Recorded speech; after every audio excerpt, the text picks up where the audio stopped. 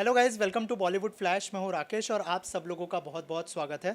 मेरे साथ आज सेजल जी है। सेजल जी, आपका बहुत बहुत स्वागत है सबसे पहले तो बॉलीवुड फ्लैश में। Thank you so much for having me. Sejal ji, सबसे पहले कॉन्ग्रेचुलेशंस। कोई भी एक्ट्रेस के लिए बहुत बड़ी बात होती है कि उनकी फ़िल्म कांस फिल्म फेस्टिवल में जाए और वहाँ पे लोग अप्रिशिएट करें। आपकी फ़िल्म जो है कांस में जा रही है। सबसे पहले कॉन्ग्रेचुलेट करना चाहूँगा उस फिल्म के लिए। और थोड़ा सा बताइए कि एज अ एक्टर क्या फीलिंग है कि फ़िल्म कांस में स्क्रीन होने वाली है।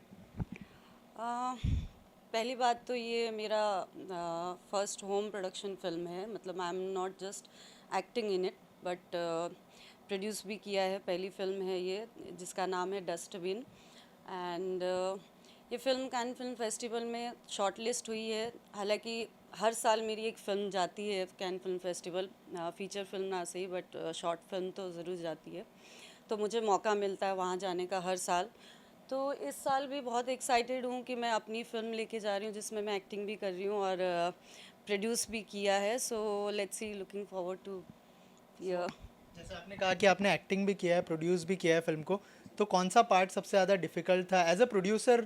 थोड़ा सा अगर एक्सपीरियंस शेयर करें, क्योंकि इस बार तो आपको सब कुछ देखना होगा, प्रोडक्शन भी देखना होगा और एज अ एक्टर स्क्रीन पे भी लोग देखेंगे। क्या मतलब कुछ चेंजेस आया, कुछ डिफरेंसेस महसूस किया आपने? एक्चुअली मुझे कुछ ज़्यादा मेहनत करनी नहीं पड़ी बिकॉज़ मेरी जो टीम है, मेरे जो डायरेक्टर हैं चंद्रकांत जी, सीके जी, उनकी ऑलरेडी टीम थी तो मैंने उनसे हेल्प ली। बिकॉज़ ये फिल्म मेरी अकेले की नहीं है, काफ़ी सारे फ्रेंड्स इसमें इन्वॉल्व हैं और सब ने मिल के बनाई है। तो मुझे ज़्यादा अ, इतना बीच में मुझे पढ़ना नहीं पड़ा। थोड़ा बहुत मैंने भी हेल्प की, थोड़ा उन्होंने हेल्प की, तो बन गया सबकी हेल्प से।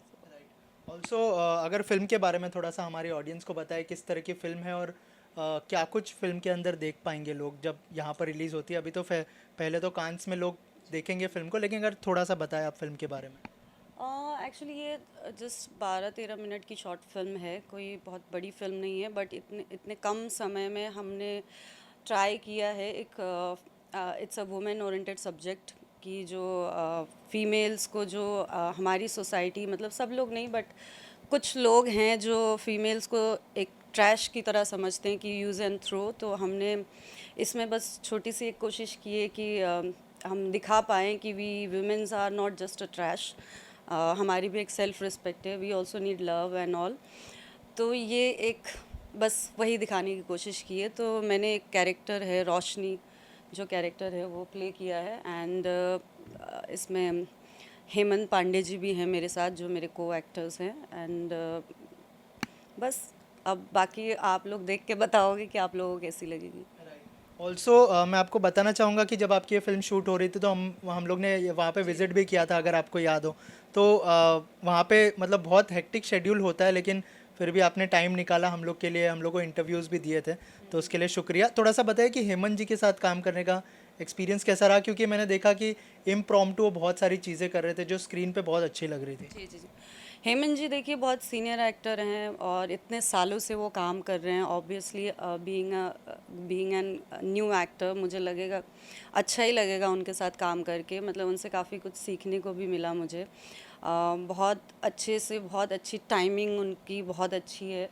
तो जब भी हम किसी ऐसे एक्सपीरियंस्ड एक्टर के साथ काम करते हैं हमें बहुत अच्छा लगता है, बहुत कुछ सीखने को मिलता है। सो आई एम हैप्पी कि उन्होंने समय निकाला हमारी इस फिल्म के लिए और उन्होंने मना नहीं किया, ये फिल्म ये कैरेक्टर किया। So I am thankful to him. Also talking about O T T, अभी जो है ओ टी टी का दौर चल रहा है, बहुत सारी फिल्में ओ टी टी पर रिलीज़ हो रही है। थिएटर में फिल्में इतनी नहीं चल रही है, लेकिन जब से कोविड ख़त्म हुआ है ओ टी टी पे ज़्यादा फिल्में चल रही है। एज एन एक्टर क्या मानती है आपकी, मतलब ज़्यादा अपॉर्चुनिटीज़ मिल रही है अभी? क्योंकि थिएटर में कुछ ही फिल्म रिलीज़ होती है, सारी फिल्में रिलीज़ नहीं होती है ज़्यादातर। जो है अभी हम देख रहे हैं कि ओ टी टी की वजह से ज़्यादा एक्टर्स हमने देखने के लिए मिल रहे हैं। जैसे फॉर एग्जांपल मैं अगर दूँ, पंकज त्रिपाठी जी, जो कि उन्होंने ओ टी टी पे काम किया और अब बड़ी बड़ी फिल्में कर रहे हैं वो। तो ओ टी टी को कितना बड़ा प्लेटफॉर्म मानती है एज एन एक्टर आप?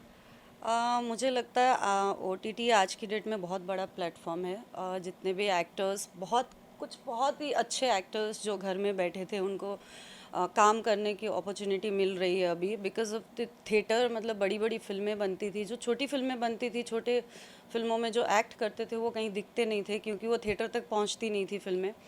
इस वजह से कई सारे अच्छे एक्टर्स घर पे बैठे हुए थे, but because of OTT people are getting work and लोग निकल के आ रहे हैं, अच्छे अच्छे एक्टर आ रहे हैं। आप देख रहे होंगे जो OTT के एक्टर है वो थिएटर एक्टर है ही नहीं अभी।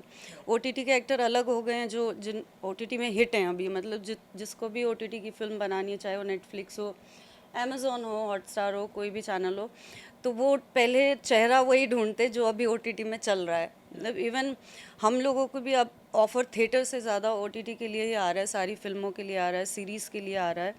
एंड आई एम हैप्पी कि भाई OTT की वजह से सबको मौका मिल रहा है काम करने का। सेजल जी, और एक चीज़ आपसे जानना चाहूँगा, मैंने देखा है कि जब पहले दो प्लेटफॉर्म होते थे, सीरियल और बड़ा पर्दा, तो जब सीरियल के एक्टर्स बड़े पर्दे की तरफ जाते थे, लोग उनको टीवी एक्टर ये वो करके बोलते थे। तो आपने कभी ऐसा कुछ फेस किया? अगर आप कुछ शेयर करना चाहें, क्या मतलब क्या ये सही है? अभी तो 3 कैटेगरी बन गई है, OTT, फिल्म, सीरियल। अगर आप कुछ शेयर करना चाहें आप उसके बारे में। मैं देखिए, मैंने कभी टीवी किया ही नहीं है एक्चुअली। टीवी सीरियल में मैं कभी थी ही नहीं। ऑफ़र भी आते थे तो मैं कभी करना ही नहीं चाहती थी। मतलब मैं हमेशा अपने आप को बड़े पर्दे पे देखना चाहती थी, तो मुझे शुरू से ही था कि मैं करूँगी तो फिल्म ही करूँगी। बट उसके बाद ये कोविड आया, फिर कोविड के बाद फिर OTT स्टार्ट हुआ। अब लोग थिएटर में जाके फिल्में देखना पसंद नहीं करते, घर पे देखते हैं, लेकिन स्टिल मुझे अभी भी फिल्में ही करना बहुत पसंद है। एंड अभी क्या वेब सीरीज़ भी आ गया है, तो अब वो 2.5 घंटे की फ़िल्म से 10 एपिसोड की फ़िल्म करने में भी हमें मज़ा आ रहा है। तो मुझे लगता है कि टीवी का एक था पहले, जब हम लोगों को भी बोला जाता था कि आप टीवी, ऑफ़र आता था तो हम बोलते थे कि नहीं टीवी नहीं करना हमको, क्योंकि हमें तो फ़िल्म ही करना है, क्योंकि वो टैग लगता था पहले टीवी और फ़िल्म। अब क्या हो गया है, सिनेमा मिक्स हो गया है। अब कोई टीवी वाला नहीं है, कोई फिल्म वाला नहीं है, कोई OTT नहीं है, जो जहाँ फिट हो रहा है वहाँ पे अभी सबको मौका मिल रहा है, and I am happy about that. और जैसे मैंने कहा कि अभी बड़े पर्दे पर फिल्में नहीं चल रही, इतनी ज़्यादा फिल्में नहीं चल रही हैं। कुछ फिल्में चल रही है, जैसे फॉर एग्जांपल छावा चली, लेकिन सिकंदर इतना अच्छा नहीं कर पाई बॉक्स ऑफिस पर। क्या रीज़न मानती है एज एन एक्टर और एज अ प्रोड्यूसर? मैंने अनफॉर्चुनेटली मैंने दोनों ही फिल्म देखी थिएटर में एक्चुअली। छावा भी देखी है और सिकंदर भी देखी है। मैं थिएटर जाना बहुत पसंद करती थी, बट जब जब मैं अभी फिल्में देखने जा रही हूँ, पता नहीं मुझे भी फिल्में पसंद नहीं आ रही है क्यों। वो रीज़न मुझे भी नहीं पता, वो तो जिन्होंने बनाई आई थिंक मेकर्स को पूछना पड़ेगा। आपको क्यों नहीं पसंद है? मुझे लगता है कि कंटेंट इतना स्ट्रांग नहीं था, मतलब बना नहीं पा रहे, मतलब सोच अच्छी है बट वो बन नहीं पा रही है मेरे हिसाब से। बाकी तो पता नहीं ऑडियंस। अब तो आप प्रोड्यूसर बन गई है, तो क्या हम एक्सपेक्ट कर सकते हैं कि कोई ऐसी कोई बड़ी फीचर फिल्म आप प्लान करें, कोई बड़े एक्टर्स के साथ या फिर छोटे एक्टर्स के साथ भी प्लान करें, लेकिन जैसे आपने कहा कि कंटेंट अच्छा होना चाहिए, तो क्या उसके ऊपर ध्यान रहेगा एज अ प्रोड्यूसर? होपफुली हाँ, यस यस, मेरा बहुत कंटेंट के ऊपर ही ध्यान रहेगा। मेरे को स्टार्स से मतलब नहीं है, being a producer and actor.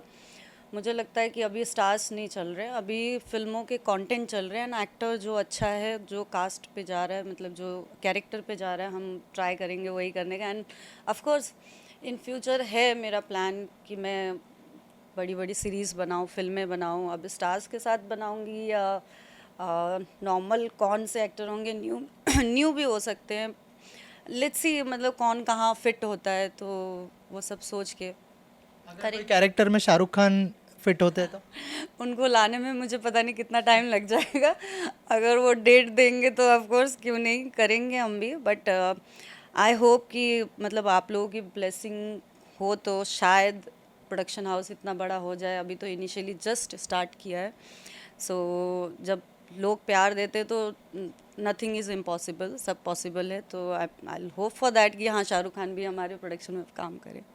और आप जो है खुद प्रोड्यूसर बन गई है, अगर थोड़ा सा शेयर करना चाहे कि कैसे दिमाग में आया कि अब फिल्में भी प्रोड्यूस करनी चाहिए? एज एन एक्टर तो आप अच्छा काम कर ही रही है, लेकिन एज अ प्रोड्यूसर आपने कब सोचा कि अब जो है प्रोडक्शन हाउस शुरू करना चाहिए, और वाई दिस टॉपिक डस्टबिन?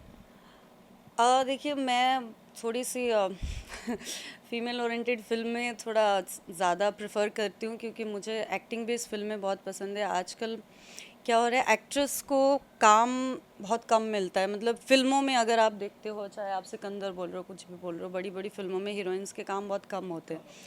तो मैं शुरू से चाहती थी कि मैं ऐसा कोई प्रोजेक्ट करूं जिसमें मेरा भी काम इक्वल हो, क्योंकि मैं भी उतनी अच्छी एक्टर हूं और मैं भी डिज़र्व करती हूँ बराबर काम। तो इसलिए मैं हमेशा से चाहती थी कि जब भी कोई फ़िल्म करूँगी, मैं चूज़ भी स्क्रिप्ट ऐसे ही करती हूँ। जब भी मुझे कोई मौका मिलता है, कोई सीरीज़ आती है या कोई फ़िल्म आती है, तो मैं ट्राई ये सब देखती हूँ कि मेरे सीन कितने हैं, मेरा कितना काम है, कितना स्ट्रॉन्ग कैरेक्टर है। तो वो सब मैं देखती हूँ, इसीलिए मेरे माइंड में आया कि चलो सारे एक्टर्स अभी आगे कुछ ना कुछ कर ही रहे हैं, बिजनेस कर रहे हैं, कुछ कर रहे हैं, तो मुझे सिनेमा फिल्म के अलावा कुछ आता नहीं है। मुझे सिर्फ एक्टिंग आती है, मैं डायरेक्शन भी कर सकती हूँ, मैं प्रोड्यूस भी कर सकती हूँ, मैं सब कर सकती हूँ। मतलब मेरा दिमाग सिर्फ फिल्मों में चलता है। तो मैंने सोचा कि लेट्स स्टार्ट, मतलब एक शॉर्ट फिल्म से स्टार्ट करते हैं एंड देन फिर सीरीज़ बनाएंगे, फिर फिल्म बनाएंगे, तो अपने प्रोडक्शन को ही आगे लेके जाते हैं। और ट्राई करूँगी कि ज़्यादातर फीमेल ओरिएंटेड फिल्में मैं टारगेट करूँ, मतलब ऐसा, ताकि लड़कियों को भी मौका मिले अपना टैलेंट दिखाने का। इसी से जुड़ा सवाल है, जैसे आपने कहा कि एक्ट्रेस को इतना बड़ा रोल नहीं मिलता है फिल्म के अंदर एक्टर्स के बराबर, तो आपसे मैं ये जानना चाहूँगा कि हमेशा से इंडस्ट्री में ये सवाल उठता है कि एक्ट्रेस का जो पे है वो कम रहता है कंपेयर टू एक्टर। अगर एक्टर 10 करोड़ चार्ज कर रहा है तो एक्ट्रेस के 50 लाख मिलते हैं। मतलब ये आपको एक एग्जांपल दे रहा हूँ मैं, तो उसके बारे में क्या कहना चाहेंगे आप? क्या एज अ प्रोड्यूसर अगर अब आप बन गई है, इसके लिए मैं आपको ये सवाल कर रहा हूँ। क्या एक्चुअली आपके प्रोडक्शन में इतना डिफरेंस नहीं होगा, राइट? देखिए, अभी उसको तो मैं शायद चेंज नहीं कर पाऊँगी, क्योंकि जो इंडस्ट्री में शुरू से चलता आ रहा है, जो एक्टर्स का रेट है, जो एक्ट्रेस का रेट है, अगर वो खुद से बढ़ाते हैं तो हम वी आर रेडी टू पे, है ना, हम लोग भी पे करेंगे। और हम भी अपना बजट, हम जहाँ सामने किसी भी प्रोडक्शन में अगर मैं एज एन एक्टर काम कर रही हूँ और मैं बोलूँगी मेरा बजट ये है, तो वो भी देखते हैं कि चलो हमारा फीमेल एक्टर का बजट अगर इतना है तो हम आपको कास्ट करेंगे, तो ऐसा होता है। तो आई थिंक मैं भी वही करूँगी, जिसका जो बजट होगा उसी को ही मेंटेन करूँगी। किसी का बजट 50 लाख है तो मैं ये नहीं बोल सकती आप 60 ले लो, है ना। वो रेट आपको, बीइंग एन एक्टर, मुझे लगता है सारे फीमेल एक्टर्स को अपना रेट खुद ही चेंज करना चाहिए, एक्टर्स के बराबर करना चाहिए। अगर आप में बराबर की काबिलियत है तो, मतलब मेरी सोच वो है। कमिंग बैक टू फिल्म, जैसे आपने कहा कि चंद्रकांत जी ने आपको बहुत हेल्प किया प्रोडक्शन में, एज अ डायरेक्टर उनके साथ काम करने का एक्सपीरियंस कैसा रहा? और जैसे आपने कहा कि आपको डायरेक्शन करने में भी इंटरेस्ट है, तो क्या सीखा आपने? मैं एक्चुअली चंद्रकांत जी, सीके जी को मैं कैन फिल्म फेस्टिवल में ही मिली थी कुछ साल पहले, जब मेरी फिल्म भी गई थी। उस टाइम पे मेरी एक डेब्यू फिल्म थी, वो भी वहाँ गई थी कैन में, तो मैं उनको फर्स्ट टाइम वहीं पे मिली थी। उसके बाद हमने इंडिया आने के बाद डिसाइड किया कि लेट्स वर्क टुगेदर। मतलब हमने सोचा बार बार हम कैंस में ही मिलते हैं, क्योंकि मैं भी हर साल जाती हूँ, वो भी हर साल जाते हैं, तो वी स्टार्टेड वर्किंग टुगेदर। मतलब जिस फिल्म के लिए हम मिले थे वो अभी कुछ रीज़न से वो तो नहीं बनी, बट हमने फिर एक फ़िल्म बनाई, जो फिल्म का नाम था परछाइयाँ, अगर आपने सुनी होगी तो। मैं और तनुज विरवानी हम लोग थे कास्ट, एंड वो फिल्म नॉमिनेट हुई कैन फिल्म फेस्टिवल के लिए 2-3 इयर्स बैक। एंड मैं और सीके जी फिर फर्स्ट टाइम वहाँ पे अपनी फिल्म लेके गए थे। एंड देन हमारा काम करने का तरीका बहुत मैच होता है। And being a director I like him, because उनकी सेट पे आवाज़ भी नहीं आती है। मतलब पता नहीं चलता कि कोई डायरेक्टर भी सेट पे है, बट काम हो रहा होता है। तो मुझे उनका कामनेस बहुत पसंद है। एंड उसके बाद फिर हमने बीइंग अलाइव किया, एक शॉर्ट फिल्म और की, जो राजपाल यादव जी और मैं थे उसमें भी, वो भी सीके जी ने ही प्रोड्यूस की थी, डायरेक्ट भी की थी। एंड उसके बाद हमारी केमिस्ट्री इतनी अच्छी हो गई कि हम एक दूसरे को समझते हैं। मतलब बीइंग अ डायरेक्टर और बीइंग एन एक्टर, वो मुझे समझते हैं, मैं उनको समझती हूँ। तो जब मैंने अपनी फिर जब ये शॉर्ट फिल्म बनाने का डिसाइड किया, तो मैंने फिर सीके जी को ही सबसे पहले बोला कि आई नीड योर हेल्प। मतलब अब आप इतने सालों से आप मेरे लिए कर रहे थे, आप अब अभी भी आप मेरे लिए ही करो, मतलब एक दूसरे के लिए करेंगे, ऐसा बोल के मैंने थोड़ा सा उनसे हेल्प लिया। And I like working with him. मतलब मतलब आगे फ्यूचर में और भी बहुत सारे कोलैबोरेशंस देखने मिलेंगे आप लोगों के बीच में? हाँ जी, हाँ जी, बिल्कुल ज़रूर क्या दिखेंगे। क्या प्लान्स है, अगर कुछ शेयर करें आप? हैं कुछ प्रोजेक्ट्स हैं जो हम मिलके भी बना रहे हैं, कुछ प्रोजेक्ट्स बाहर के भी हैं, क्योंकि हम ट्राई करते हैं। अब being a family, we are like a family now, and we try to help each other. मतलब कहीं मुझे कहीं अगर कुछ अच्छा प्रोजेक्ट लगता है तो मैं उनसे आके डिस्कस करती हूँ, वो मुझसे डिस्कस करते हैं, तो हम ट्राई करते हैं साथ में मिल के करें, एक दूसरे को सपोर्ट करके, जो जो भी आगे बढ़ रहा है उस सब दूसरे को आगे बढ़ाएं, ऐसा हम ट्राई करते हैं। सो एंड इसमें अभी काफ़ी और भी लोग कनेक्ट हो गए, तो साथ साथ में अभी लेट्स सी बाकी। ऑल्सो सेजल जी, ये सोशल मीडिया का दौर चल रहा है, कितना एंजॉय करिए सोशल मीडिया के दौर को, क्योंकि आपका जो रीसेंट वीडियो था बहुत वायरल हुआ है जिम जाने का, अगर कुछ शेयर करें आप उसके बारे में। मुझे मुझे भी लोगों से ही पता चला था कि वो वायरल हुआ, मुझे मालूम नहीं था। एंड सोशल मीडिया की वजह से मुझे लगता है कई सारे लोग फिर वही अगेन फेमस हो रहे हैं। कुछ लोग काम जो लोग कर रहे हैं वो भी फेमस, वो मुझे लगता है वो लोग कम ही हो रहे हैं। जो काम कम कर रहे हैं वो ज़्यादा वायरल हो रहे हैं, क्योंकि वो पीआर में ज़्यादा फोकस कर रहे हैं एंड ऑल। सो बाकी जिसको जो सही लगता है वो कर रहे हैं। अभी क्या कर सकते हैं, सोशल मीडिया का अभी टाइम है, तो everyone is trying to come up, मतलब सामने आना चाह रहा है हर कोई। सबके तरीके अलग हैं, आप कुछ नहीं कर सकते उसमें। आप कैसे देखती है सोशल मीडिया के इस दौर को, पॉजिटिव वे में देखती है या नेगेटिव वे में? देखिए, मतलब पॉजिटिव नेगेटिव तो क्या ही होता है, क्योंकि हमको भी मीडिया में रहना पड़ता है। मतलब हम जो दिखता है वही बिकता है बोलते हैं, तो ना चाहते हुए भी। बट अभी जो कुछ ज़्यादा ही ऐसा, बट ये है कि मीडिया, हम आर्टिस्टों का तो ठीक है, बट कुछ मीडिया वाले थे जो इतना काम नहीं कर रहे थे। मतलब कुछ यूट्यूब चैनल वाले हैं, कोई कोई इंस्टाग्राम वाला है। मुझे लगता है अभी सोशल मीडिया की वजह से उनको भी काम मिल गया and I am happy for them. मतलब मुझे उनके लिए बहुत खुशी है। जो लोग, मुझे याद है जब मैं स्टार्टिंग में आई थी तो कुछ लोग कास्टिंग में थे, कुछ लोग स्ट्रगल कर रहे थे यूट्यूब चैनल खोलने का, कुछ लोग छोटे छोटे कैमरा लेके घूमते थे and they are now big OTT के वो हो गए, इंस्टाग्राम में बड़ा नाम हो गया है। जैसे कई सारे हैं जो मेरे दोस्त हैं जो बड़े हो गए हैं, जिनका इंस्टा पेज चलता है, एक एक पोस्ट का वो 40-50 हज़ार रुपये लेते हैं लोगों से। तो मैं उनके लिए खुश हूँ मैं उनके लिए बहुत खुश हूँ। क्या अब आप अपनी फिल्म प्रमोट करने के लिए उनके पास जाती है या फिर कैसे? देखिए, मैं हेल्प नहीं मांगती, बट अगर मैं बोलती हूँ हाँ मुझे ये पोस्ट कराना है, कोई मुझे मना नहीं करता। मतलब बट मैं बोलती नहीं हूँ जल्दी। मतलब ऐसा है कि कोई अगर कुछ अच्छी फिल्म अभी आएगी, जब फिल्म कैंस में जाएगी, रेड कार्पेट आएगी, डेफिनेटली मैं सबको बोलूँगी, कोई मना नहीं करेगा, क्योंकि सब लोग अच्छे दोस्त हैं। सो फाइनली फिल्म जो है कांस फिल्म फेस्टिवल में जा रही है, ऑडियंस को कुछ कहना चाहेंगी फिल्म के बारे में? क्या यूएसपी होगी, क्यों देखनी चाहिए, और कांस फिल्म फेस्टिवल के बाद कहाँ पे रिलीज़ करने का प्लान है? हमारी अभी एक्चुअली ओटीटी सारे जगह पे बात हो रही है। लेट्स सी हम कहाँ किसको देंगे, जहाँ पे अच्छा रिलीज़ करने का वो लोग जहाँ बोलते हैं उनको ही हम देंगे। बाकी ये फ़िल्म क्यों देखनी चाहिए, मुझे लगता है सारी फीमेल्स को मद्देनज़र रखते हुए हमने ये फ़िल्म बनाने की कोशिश की कि हम यहाँ पे क्या ना, हमारी फ़िल्म इंडस्ट्री में बोलते हैं कि सिर्फ फ़िल्म इंडस्ट्री में गंदगी है, फ़िल्म इंडस्ट्री में ही ऐसा है, ये जो शुगर डैडी ये सब चल रहा है अभी, पता नहीं नए नए जो वर्ड्स चल रहे हैं वो सिर्फ हमारी इंडस्ट्री बदनाम है। तो हमने इस फिल्म में ये दिखाया कि सिर्फ हमारी इंडस्ट्री में ये सब नहीं होता भाई, हर जगह होता है, हर जगह होता है, ये जिसकी दिखता नहीं है। तो जैसे मेरा कैरेक्टर इसमें डस्टबिन में आर्किटेक्ट का है, मतलब उसकी भी अपनी मजबूरी भी है, उस वो भी अपनी मजबूरी में सब चीज़ें कर रही है जो, तो हमने वो सब दिखाया है कि it's just not in film industry सब जगह होते हैं, सब जगह सबकी मजबूरी होती है, सब जगह सब चल रहा है।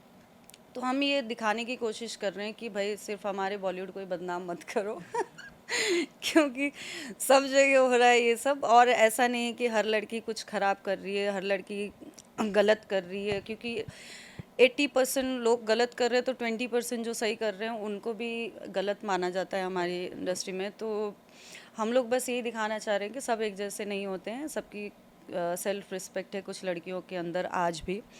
सो तो मैं चाहती हूँ कि ऑडियंस बस जब जब भी हमारी फिल्म आएगी, अभी तो हम कैंस में लेके जा रहे हैं, और भी अवार्ड फंक्शन में हम लोग अभी सबमिट करेंगे इसके बाद। तो मैं चाहती हूँ सब लोग प्लीज़ प्लीज़ प्लीज़ देखिए, क्योंकि मेरी तो पहली फिल्म है as a producer and as home production also. तो और खूब सारा प्यार दीजिए ताकि दूसरी फिल्म बनाने की हिम्मत हो। Just need your love and blessings. Thank you. Thank you so much हमसे बात करने के लिए, और आपके नए प्रोडक्शन हाउस के लिए बहुत सारी शुभकामनाएं हमारी तरफ से। Thank you thank so you much. So much.